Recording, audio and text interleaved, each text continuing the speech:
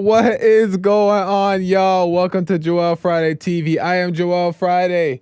Few announcements before we get started. Hit that like button, smack it, later smack down, like, subscribe, and share button. Tell your peoples about the show so we get the subscribers up in the message out. I'm gonna go by fast because we're cutting into time here.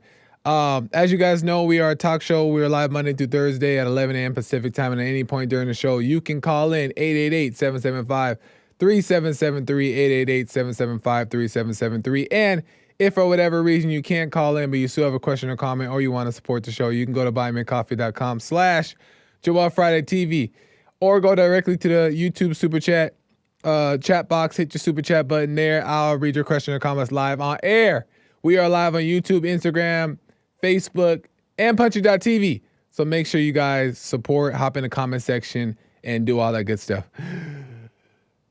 I had to get the announcements out of the way. Sorry, y'all. Technical difficulties going on right now. Behind the scenes, this was not a He Black moment, so don't blame me. It's a He Black studio moment, okay? The studio black. So we're working it out. It happens, so forgive me. But let's get right into it. I got some stuff I want to show you guys. Shout out Nick behind the scenes, trying to make it all, hold it all together. The anchor, baby. He a genius. In front of the camera and behind the camera. Amazing stuff. All right. So it looks like we're good now. Let me just double check everything. Okay. I can't see IG, but I'm just trusting that we're good on IG. Hold up. I think we are, though. Let me just make sure. And then I'm jumping right into the stuff. Because, Lord have mercy, we got stuff going on in the world. I'm not seeing it live on Instagram. Do you see it? Check and see. IG went down. It went down? Yeah. Oh, man. On my computer, it might be going. If you can restart it, maybe. Lord. Lord. I don't know. The enemy is at it today. Enemy at work. Or maybe it's not the enemy. Maybe it's the Lord telling me to I don't know, something. We're just checking IG real quick here, folks, and then we're going to get right into it. Because I can't leave my IG peeps hanging.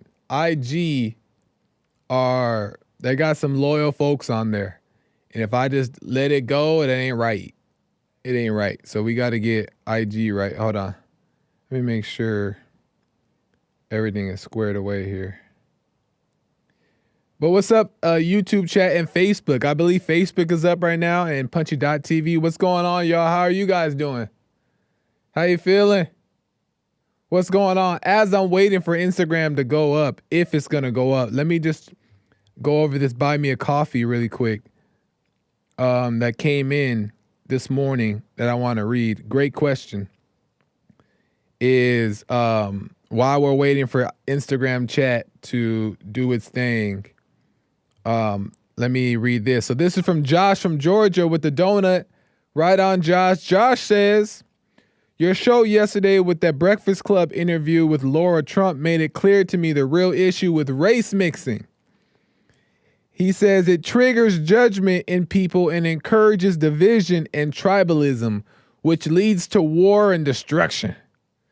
American society functioned better and was more peaceful when race mixing was illegal until the late 1960s. So Joel, if you marry Terry, somebody in your family is gonna grill her like Charlemagne did Laura Trump. Great call from Terry yesterday, though. You got to do a whole show on whether married couples should have joint bank accounts now. Listen. I was already married to Terry. It didn't work out. Okay. We went our separate ways. But I'm playing. That's not real. But in regards to race mixing, it triggering judgment. Let me just. That's true. It does trigger judgment. But what is judgment? What is judgment? It's just lies. right? It's just lies. And if somebody else is judging you, why should you care about that, Josh? If I'm in an interracial relationship and people are judging me because of it, why do I now say, because you're judging me, it's not right, so I'm gonna stop? That doesn't make sense, Josh, because of judgment. And you say it encourages division. If people are divided because I'm in an interracial relationship, they got bigger problems than my little relationship. If it's affecting somebody that much that it's dividing, then they got bigger problems. Which leads to war. The war ain't my fault because of my relationship. The war is some in you that want to go to war because I'm doing what I want to do. So judgment ain't the reason not to do it. Judgment is false. Judgment is a lie. Judgment is from Satan. Because you don't know what's right or what's wrong for another person in there and what they got going on for the most part. You don't really know.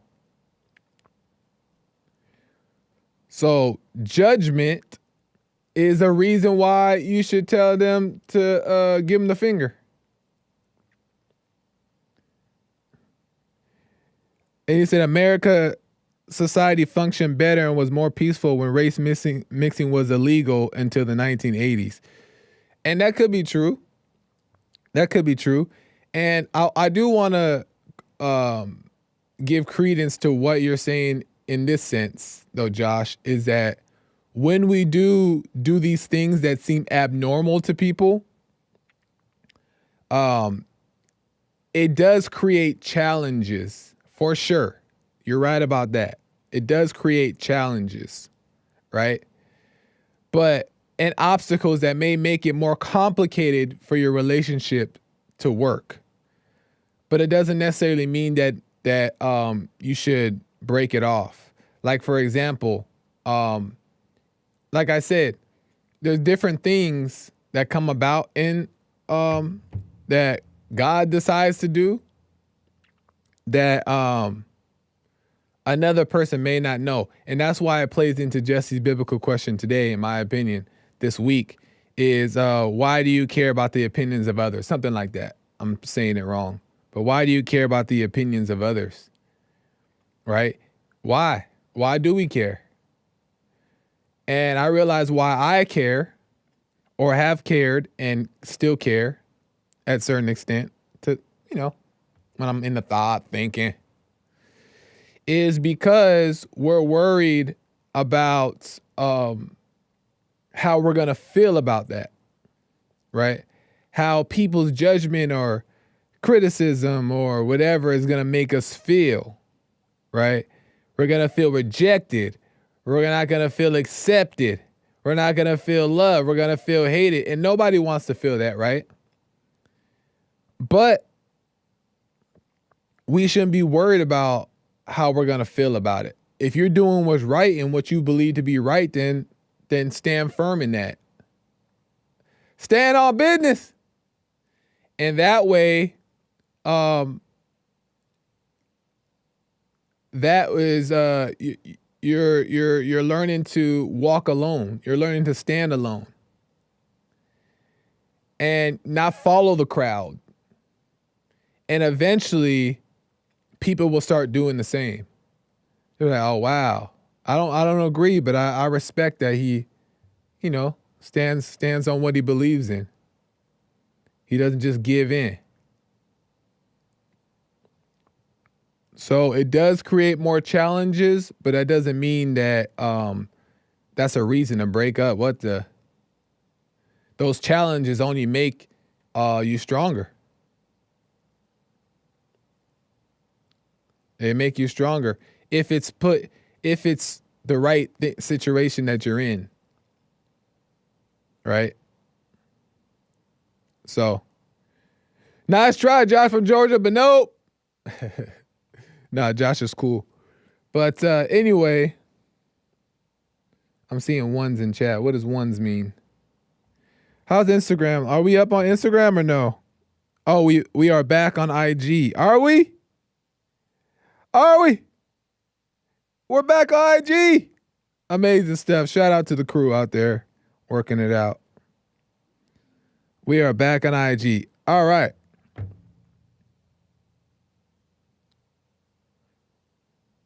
Stream OK1. Nice. Okay. Cool. And if you want to explain more of that, Josh, you can call in. Okay, so let's get into it. What we're going to get into. IG's here, so we're doing our thing. I want to talk about, listen, I've realized that a lot of these politicians in general, but mostly what I see when it comes to Democrats is that they have it's very emotional. It's very emotional for the most part, right? For what I've seen. And in emotions, as we know, by default, they create a false reality for the most part in our lives, right? Because there's a proper way that we can go about navigating through emotions and stuff like that.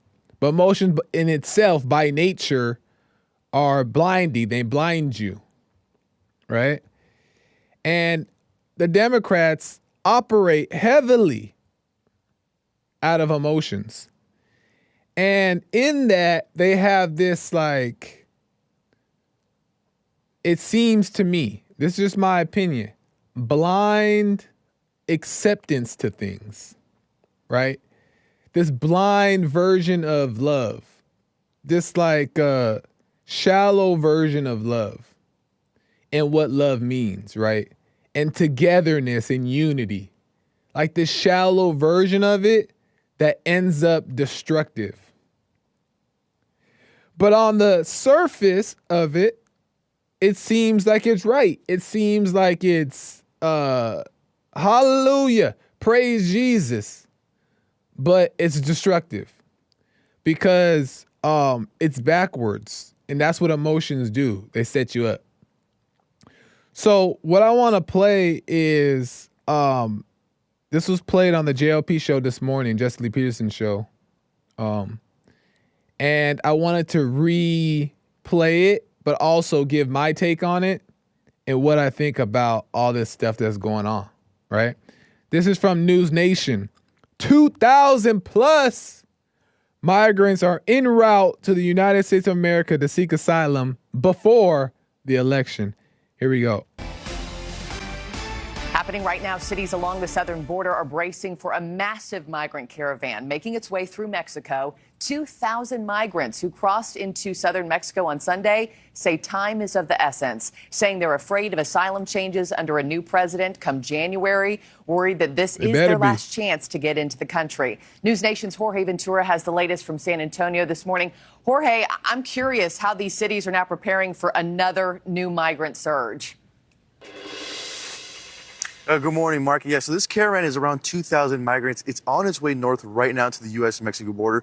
And officials across Texas say they are in active alert, including officials in El Paso. Now, officials in El Paso are adding that they are tracking that caravan's movement and are in active conversation with Mexican authorities. Many migrants are now viewing this as kind of their last chance to make it into the United States and seek asylum. With that upcoming election, migrants are expected that with a Trump administration, with that possibly of winning in November, that the Trump administration could introduce more of those hardline immigration policies and cracking down on asylum, but also ending that CBP-1 Act, which Mexican officials say now migrants are growing very impatient with and say that we could possibly see even more of these smaller groups come here to the U.S. Now, right now, Marky, it's unclear if that migrant group would head to El Paso or another entry point here in Texas like McAllen. But officials say they are expecting that group to start making that way closer once they kind of reach Mexico City. We'll kind of see what direction they head to. But El Paso saying they are in active communication with Mexican officials at the moment, tracking that group headed to the U.S.-Mexico border, Mark. They're coming. They're coming. And when you think about it, if you don't know better, and when you're thinking about it, you're thinking like, what's wrong with that? They're coming from these bad places.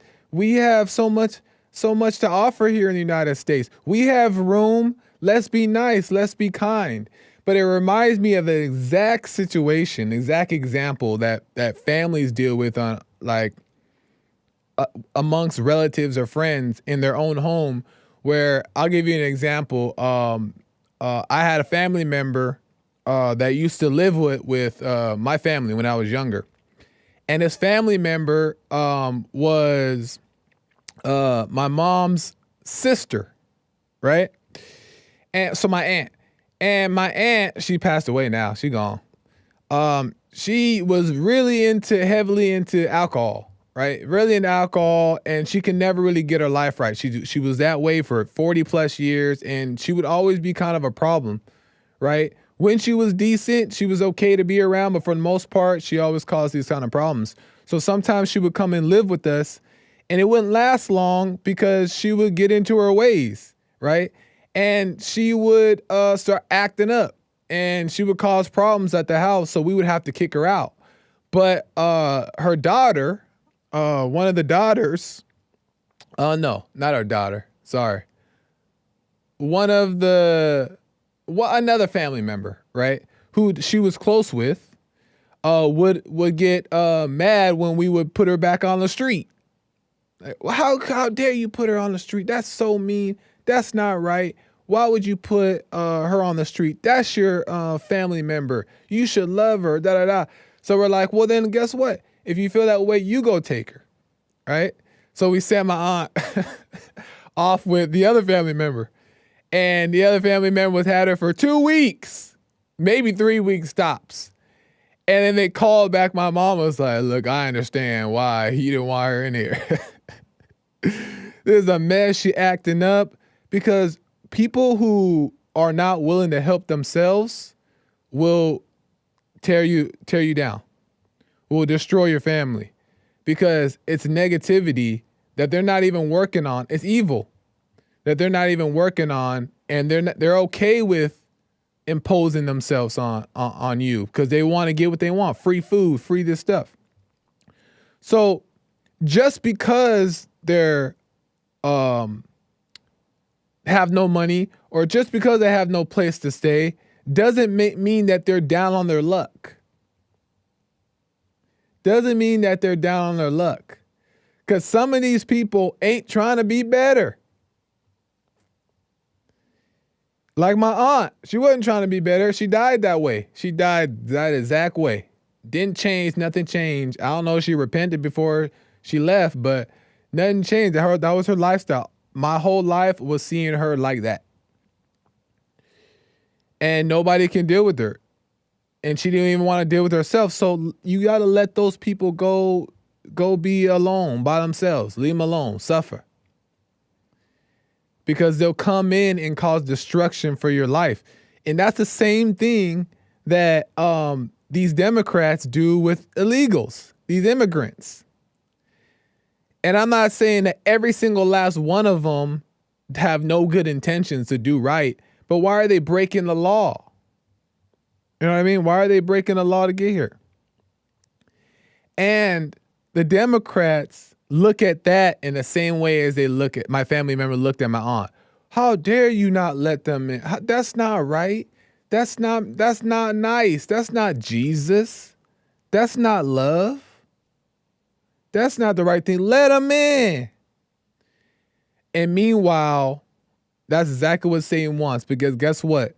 The bad ones of the bunch, the criminals that are coming from these countries, listen, y'all, coming from these countries that are not the United States, the Holy Land, they're coming from these destructive countries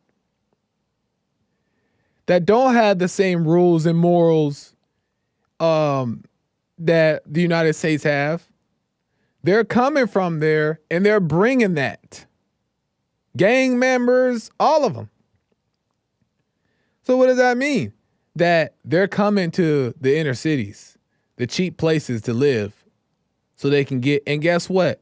The Democrats give them government assistance, they give them money, they pay for all this stuff because, oh, it's so nice, it's Jesus. It's not. Because you're catering to that nature that doesn't want to do right. It just wants. It just wants handouts. And that's not love, that's hate. Love is doing right by that person, which is by locking the doors. Because if they're going to do right and be right as a person and come to the United States and assimilate, or come to your house and stay because they need some extra help, then they'll do it the proper way. Right? They'll be upstanding. They'll treat your house right. They won't break the law. They won't steal from you. That's love. But when Donald Trump does it, it's hate, apparently, to the world, right? It's hate because that's so mean. He don't love the immigrants. Okay, but what about when they come in and they kill or beat up or steal from your family? How about that then? Then what? So this is a horrible idea, just letting people in like that. Horrible.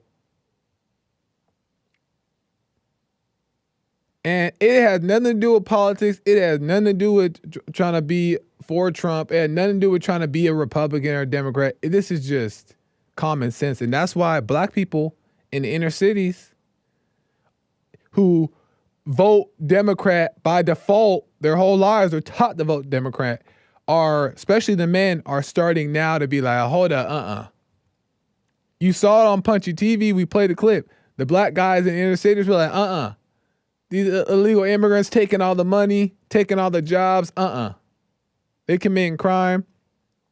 The black men, I don't know what the numbers look like, but the black men in the inner cities are starting to wake up and be like, no, we want Trump in there. Because they're seeing it affect them directly, y'all. Directly. And the Democrats ain't care. They don't care. They want the vote. They want people to like them. And they're all about that emotional love, that fake love. But let's move on. I got more clips to play. This is where they explain how the immigrants will make their way into society. Here we go. Yeah, and this group calling themselves God Guides Us. Yeah, it will be interesting to see, what they look like, where all they're coming from. What's been the reaction from leaders here at home, Jorge? So News Nation's border team, we did obtain an exclusive statement from GOP Homeland Security Committee on this caravan saying, quote, this is from Chairman Mark Green saying, quote, it's quite simple, would-be border crossers know that their best chance to be released into American communities is under the open border policies of President Biden and his border czar, Vice President Kamala Harris. He added that in his view, the crisis won't end until there's a change in policy and immigration laws are fully enforced. President Biden and Vice President Harris continue to defend their record on border security. President Trump saying if he wins, he'll carry out the largest deportation operation in American history using the National Guard and local police. Now, while Vice President Harris stresses the need to keep limits on asylum and close those loopholes, some have earned that pathway to citizenship. And Mark, I've been in contact with my Mexican sources who say they do expect for this caravan to actually be broken up around Mexico City. They expect for Mexican authorities to crack down on that group. So we probably won't see that big caravan all arriving all at once, but we'll probably see those smaller groups start to make it to the way to the U.S. border after that crackdown. Yeah, and splinter off. I'll be talking to the Vice President of the National Border Patrol Council on the show here in just a little bit. Have a lot of questions coming his way, too. Jorge Ventura, thanks so much. Listen to that right there. The key thing that I got from that right there is that they're going to splinter off. These migrants are going to splinter off into different areas. That is how they blend in with society. That's how they blend in. They splinter off, they break up, and then they just ease their way into society, and nobody even knows that they exist, that they're illegal, nothing. And the bad ones are, they're causing crime, harming you. They splinter off. And he said it in the clip right there. The immigrants are coming because the Biden administration let the doors open. They opened the doors. And Trump's trying to close them. Trump is trying to close them. And they're trying to get in there before Trump gets in office because they know what's up. They know Trump ain't playing. And then Trump said too, a mass deportation coming. Listen, man. Listen.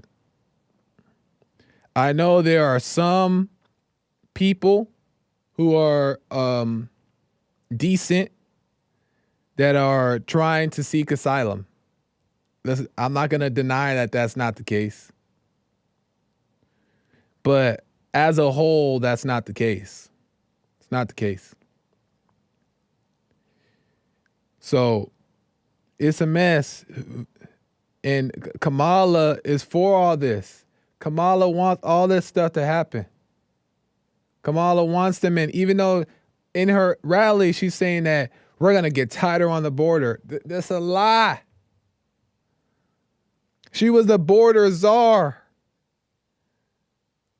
She was the border czar. She was there. She had control, a lot more control than most at the border. And guess what? The border agents, we played this a while ago, were saying, we ain't never seen Biden and Kamala. We ain't never seen them. They don't want to be there. They don't want to make it better. They don't want to close the gates because by nature, they have that false, fake acceptance of love that is destructive and hateful. And it'll destroy the country. That's why they cannot be in there. They don't have it in, and it ain't personal. It ain't personal attack on Kamala or Biden. I don't know them personally, but they don't got it in them. And it's evident the past 4 years what's been going on. And that should be enough. It should be so clear. You don't even got to know politics. It should be so clear. It should just be so clear. And if you don't believe me, Kamala's about that love and unity and false emotion stuff, I got something else for you right here. This from Donald Trump's Instagram. Trump shows a clip of Kamala pushing for transgender surgery rights for inmates. Here we go. Taxpayer-funded sex changes for prisoners. Surgery.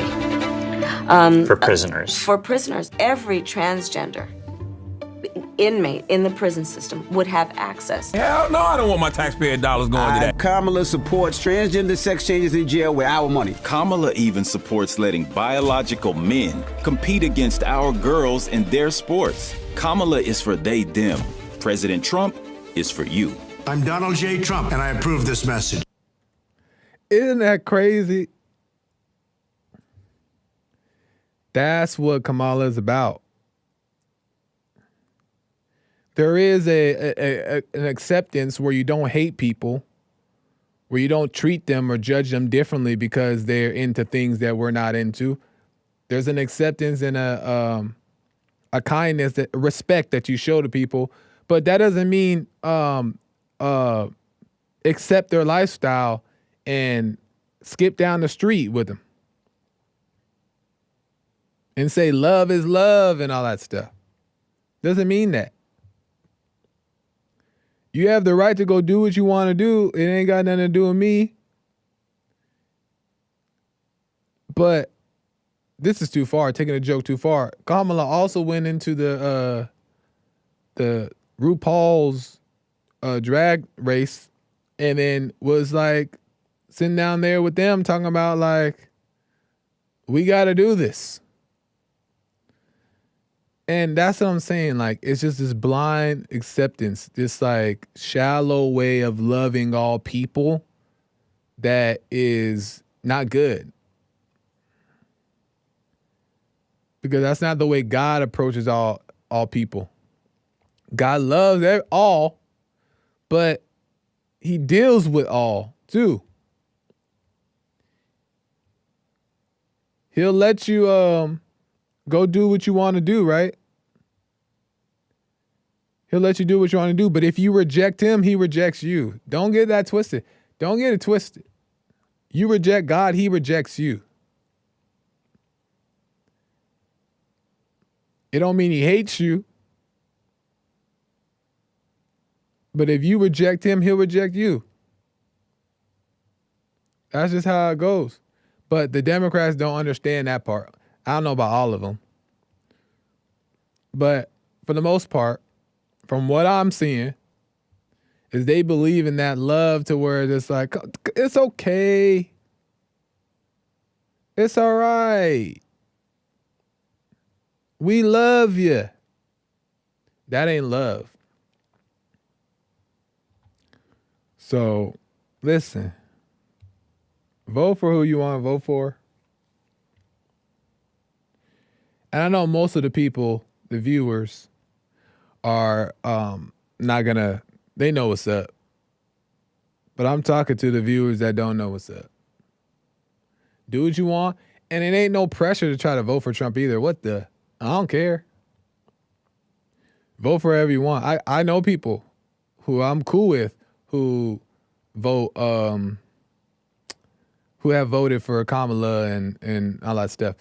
But they turning around. They turn around. But that's fine. You can vote for who you want. I don't care if you don't vote for Donald Trump. I'm just saying, listen, just pay attention. Just pay attention. Pay attention to what's going on in the world the past 4 years. Pay attention. And you will see what's going on. You know what I'm saying? And I had somebody here in the chat, I think his name was Ghost something.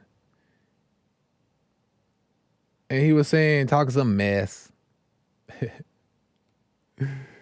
And I told him, call in, Ghost. And he's like, no. Beta.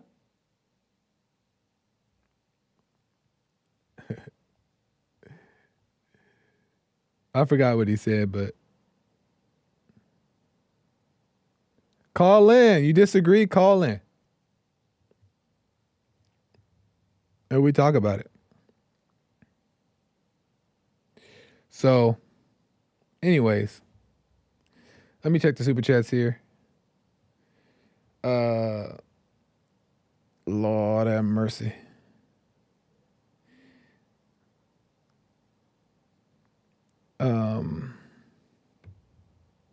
We're checking the super chats. Ryan Moo says, what's good, Joel?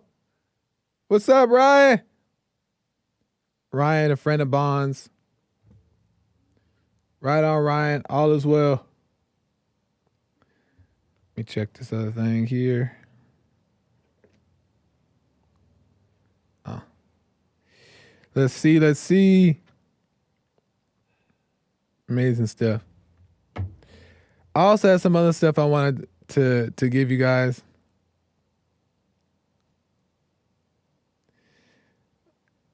Let me see if it's gonna load here. 888-775-3773, 888-775-3773. There are lines open if you want to get in there.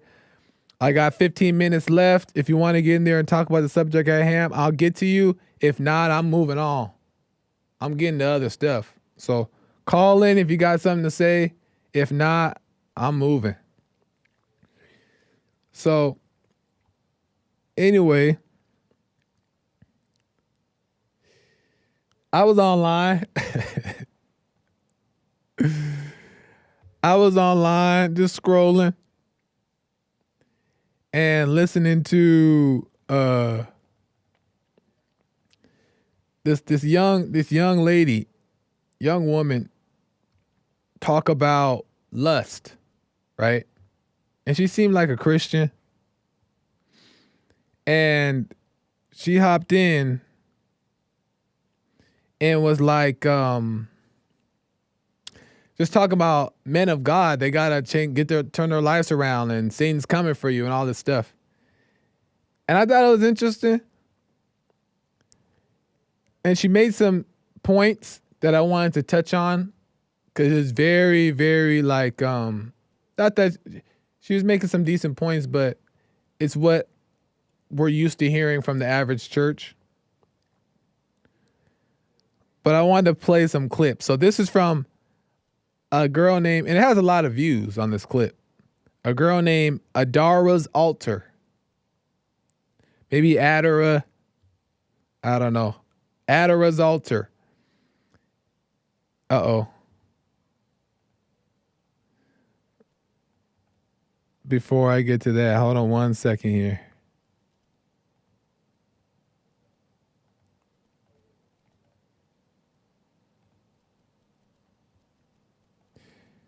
Give me 1 second here, y'all. Sorry about that.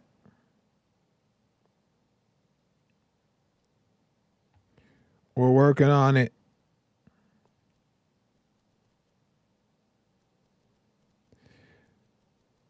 I want to get to some calls.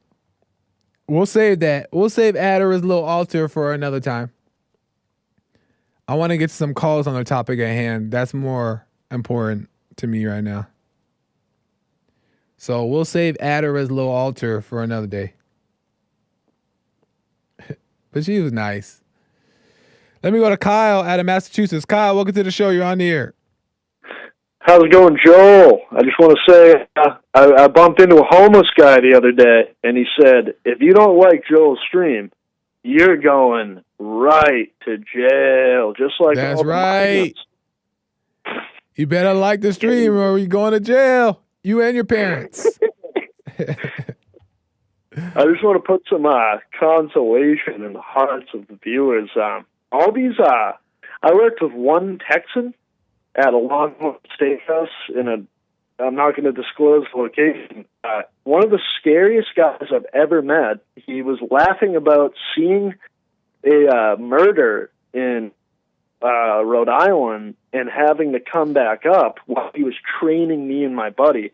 So imagine a whole state, the biggest state in the biggest empire ever, where they have castles where you can shoot someone on your property in Texas.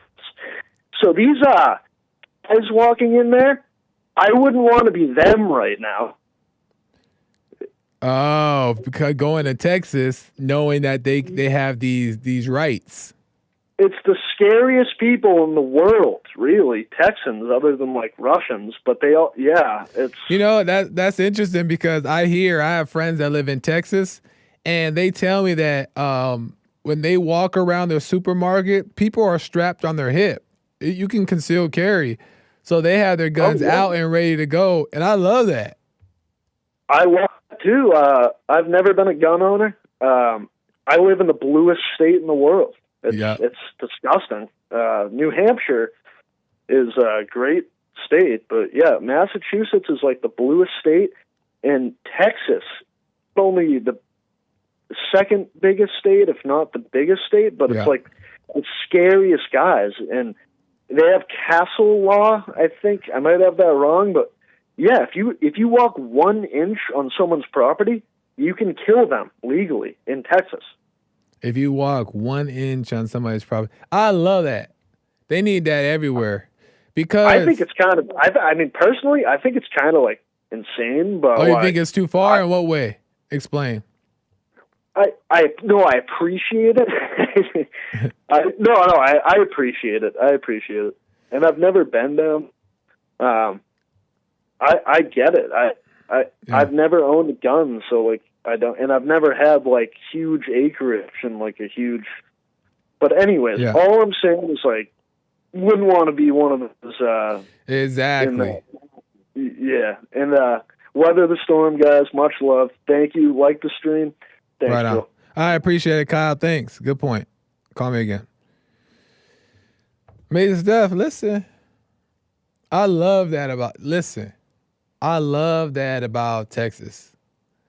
Because listen, somebody think about robbing you, but they see a 9 on your hip, they're going to think twice. You know what I'm saying? They're going to think twice because they know you're concealing carry. It's going to be a duel. So shout out to the Cowboys over there in Texas. I ain't talking about the football team. I'm talking about the real Cowboys. Because it's getting out of control. People are robbing and all kinds of stuff, beating up your family, killing your family. No one has time for that. Back up. So, right on Texas.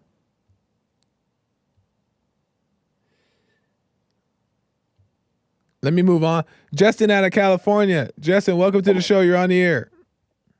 Thanks for taking my call, Joel. I really appreciate it. I was trying to get in earlier, but the phones weren't working. Right on. So I wanted to say what's on my heart is that I believe God is going to accelerate your dreams and anyone else that hears this scripture. May I read it? Go ahead. Thank you. Mark 2:17, when Jesus heard it, he said unto them, they that are whole have no need for a physician, but they that are sick I came not to call the righteous, but sinners to repentance. Yeah. And what do you think that means? Explain. Okay. To accelerate our dreams, we all want to, but if we want God to, God doesn't get mocked. Repentance, a full turning around 360 degrees from what you were doing and all that, and what that entails, you'll be able to be healed by Jesus, because that's who he came for. Not the ones that were already pious and righteous, showing that they don't do this, that, or the other. But the ones that were doing the wrong and turned away, those would be, yes. Yeah, no, I love that. The ones seeking help, the ones that want the help will be helped, not the ones that exactly. And that's what a lot of people miss, is that just because someone appears to say that they want help or appears to look like they need help doesn't mean that they actually want it. So correct. I love that, Justin.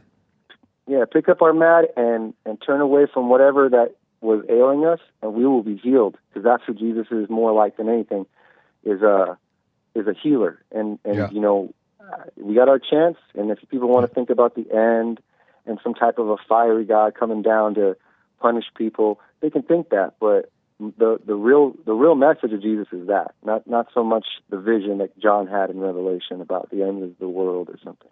You know what I mean? That's the real message. Right on, Justin. I appreciate it, man. Thanks for that.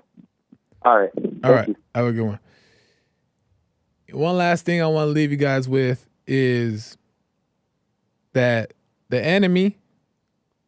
enemy, but Jesus came not to unite. Oh, people be getting this wrong. Because the Democrats always be talking about, too, we want togetherness. We want unity.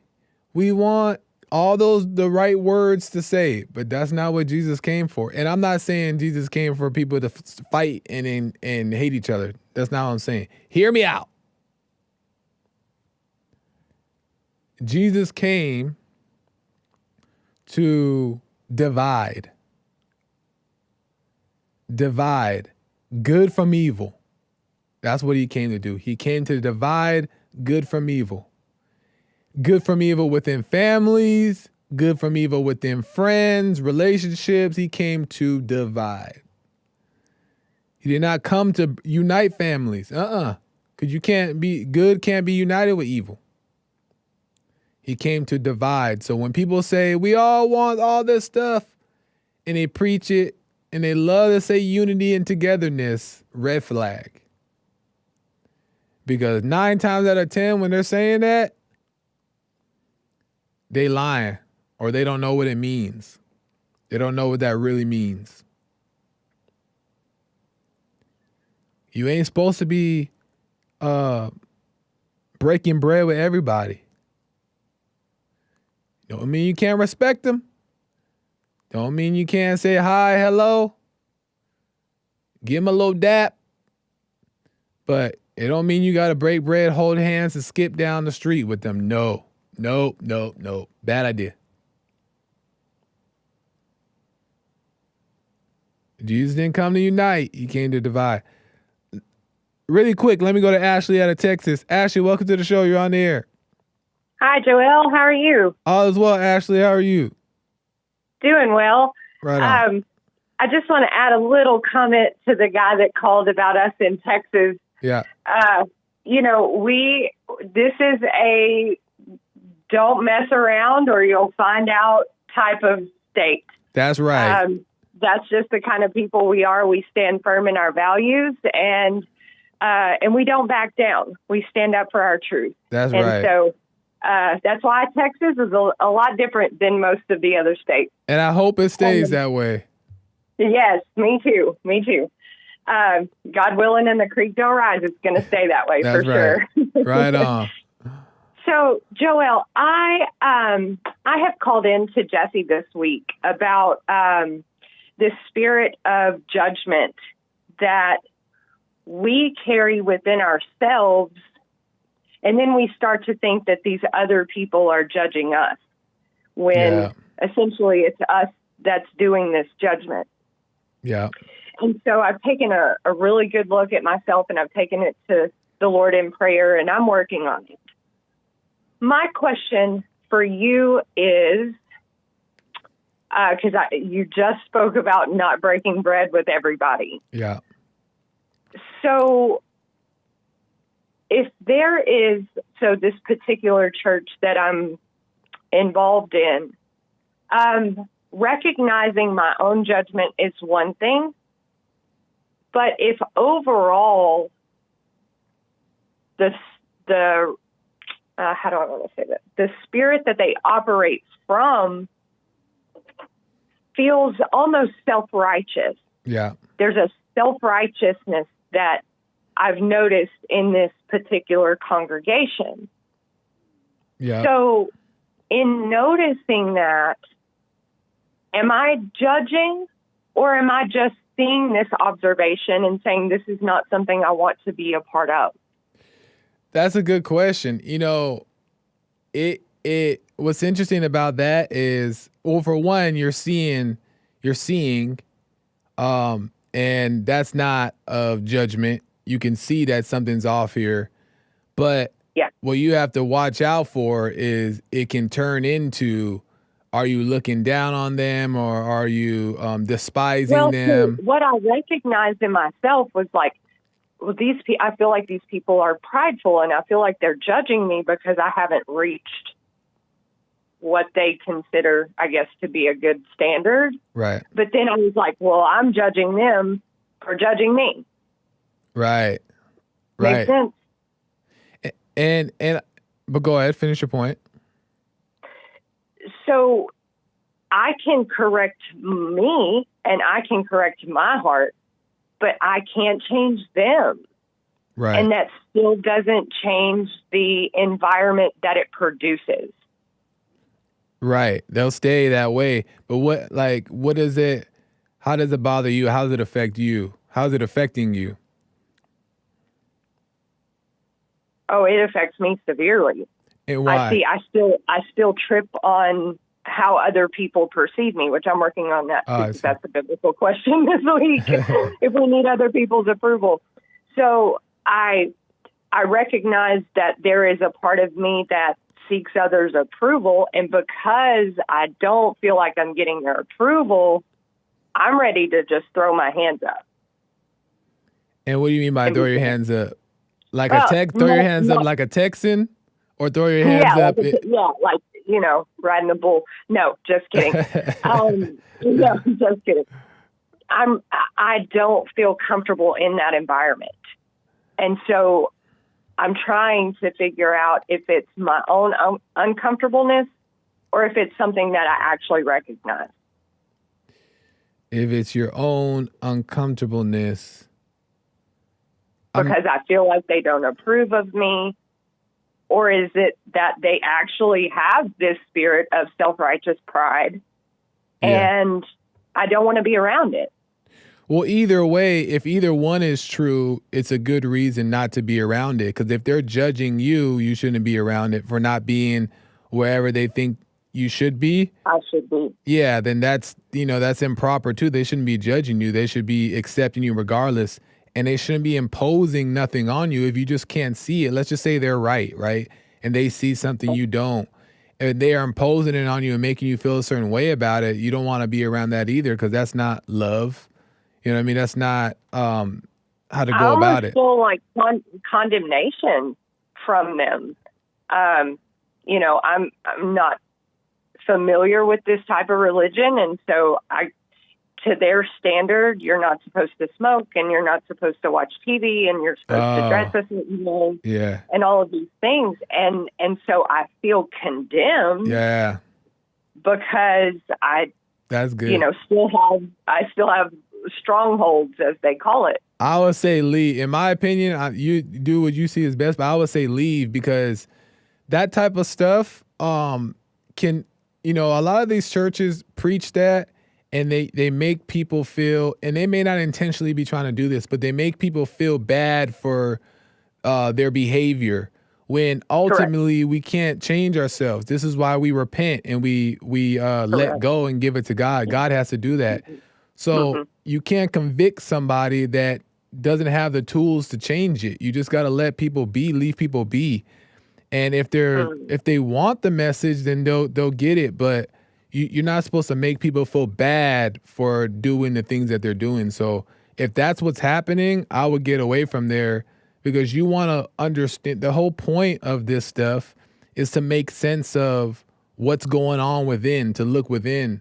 And to look within myself, correct. Look within yourself. And when you look within, you'll start to understand why these things are happening and what they actually mean. And then that's when God will start to draw you in. And it's better done when there's no pressure around you. You know what I mean? No one telling you how to think or what to think, or you're a sinner if you don't think this way. No, you should just do what you see to do. So I would, if that's what's going on, I would leave. Yeah. Because even if, you know, and not if, but because I am recognizing that I tend to be judgmental and I've got some anger issues, doesn't negate the fact that when I go back in there, I'm still going to feel less than. Yeah. You know, not just by their words, but by their actions as well. Yeah. You know, if you're in the middle of a conversation with somebody and they just turn around and walk off, how are you going to feel? You know, you make me feel like I'm not important. So, and not that I'm trying to be important. I'm just trying to be in this fellowship, you know, and be comfortable in it. So, okay. Well, thank you so much, Joel, for your time. I really appreciate it. And God bless from Texas. No problem, Ashley. I hope that makes sense. And call me again. We'll get into it more. Sounds good. Yes, sir. Thank you. Bye-bye. Bye. Amazing stuff. Listen, I want to say too, and then I got to end. But I started a little bit late, so I'm just going to take a couple minutes here.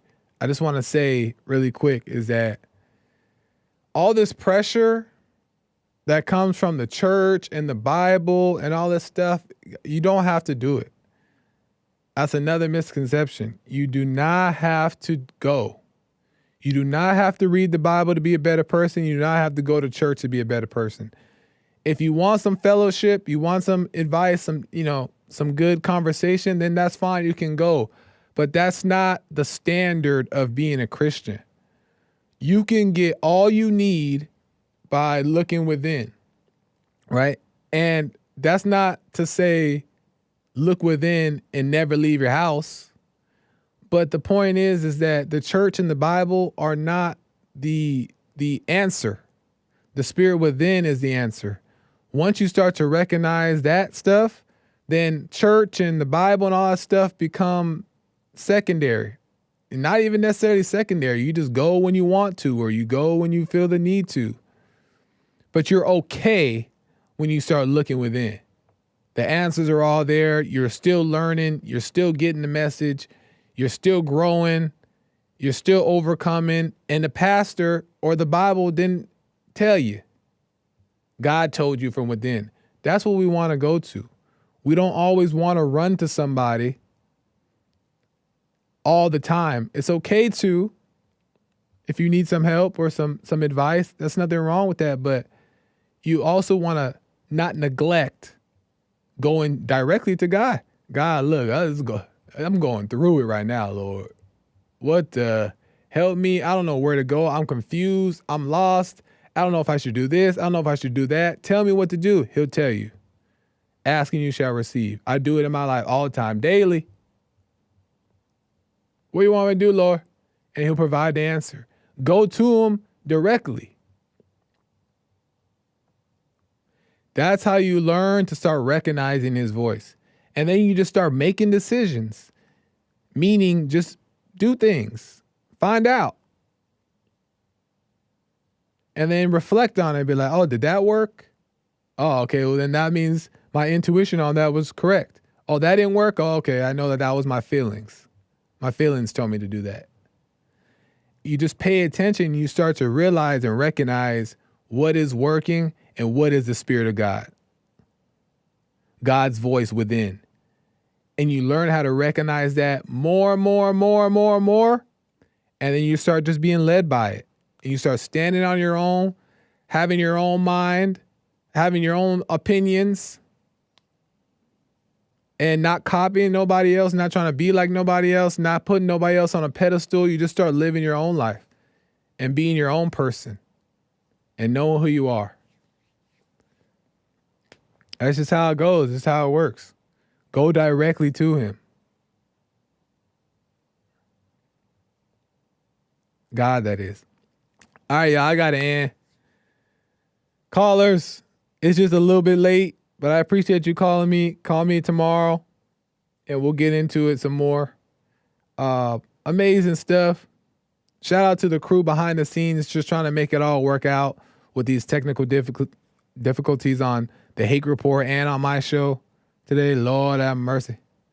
But we making it work. So shout out to the crew, the team. And I'm back here tomorrow, y'all. Tomorrow's my last day of the week. But appreciate the calls. Appreciate the chats. YouTube, Facebook, Instagram, punchy.tv. I appreciate you guys tuning in and hopping in the comment section. Your support is appreciated more than you know. The super chats, the buy me a coffee, all of it is appreciated more than you honestly know. So thank you guys, and I'll be back here tomorrow. Check out American Anchor Baby at 4 p.m. and all that good stuff. All right. Bye.